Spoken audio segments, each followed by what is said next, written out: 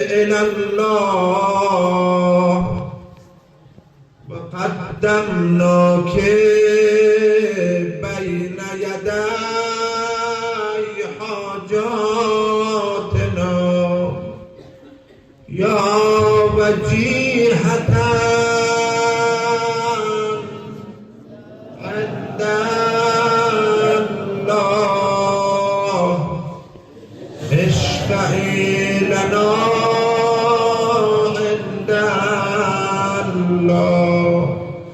يا وجيهة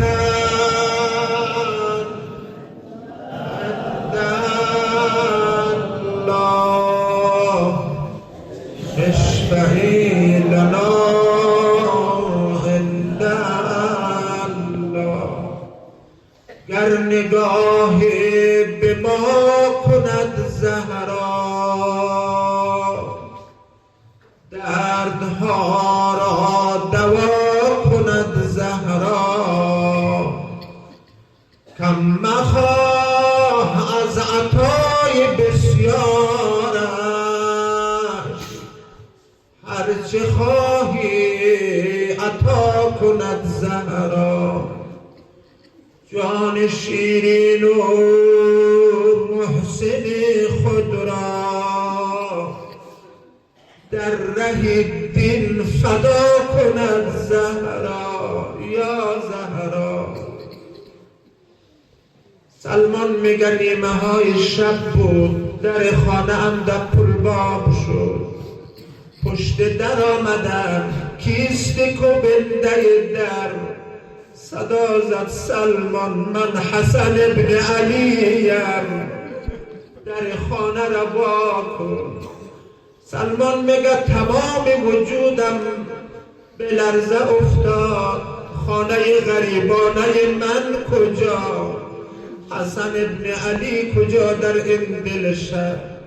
با عجله در را باز کردم، دیدم حسن و حسین با سر و پای برهنه آمدند، چشمها از گریه سرخ گردیده است، چهره ها پر از خاک و غبار غم است. صدا زدم عزیزان زهرا خدا چشمان شما را نگریاند، چه خبره در این دل شب. سلمان میگه دیدم هر دو آقازاده دستهای کوچک را روی سر نهادند. صدا زدن سلمان دست از دلمان بردار، سلمان ما به مادر شدیم، مادر بدر شدیم، مادرمان زهرا از دنیا رفت، بابایمان علی ما را فرستاد بچه های فاطمه بروید سلمان با خبر کنید تشییع جنازه مادرتان زهرا بیاید. سلمان میگه من هم عبا و امامه نتونستم بردارم، کفشم به پا نکردم، همینطور مانند بچه های فاطمه با سر و پای برهنه دویدم به سمت منزل علی ابن ابی طالب. مدینه رفته خدا قسمت کنه، خدا همه آرزومندان را برساند مدینه یا زهرا. سلمان میگه آمدم محله بنی هاشم، وارد خانه علی و زهرا شدم،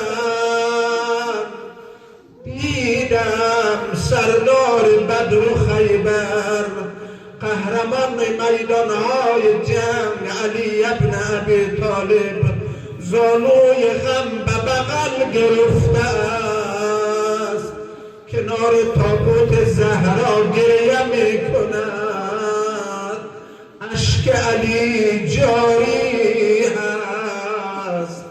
صلی الله علیکم یا اهل بیت النبوه نسألك اللهم وندعوك 10 مرتبه یا الله یا الله یا الله یا الله یا الله یا الله یا الله یا الله یا الله یا الله.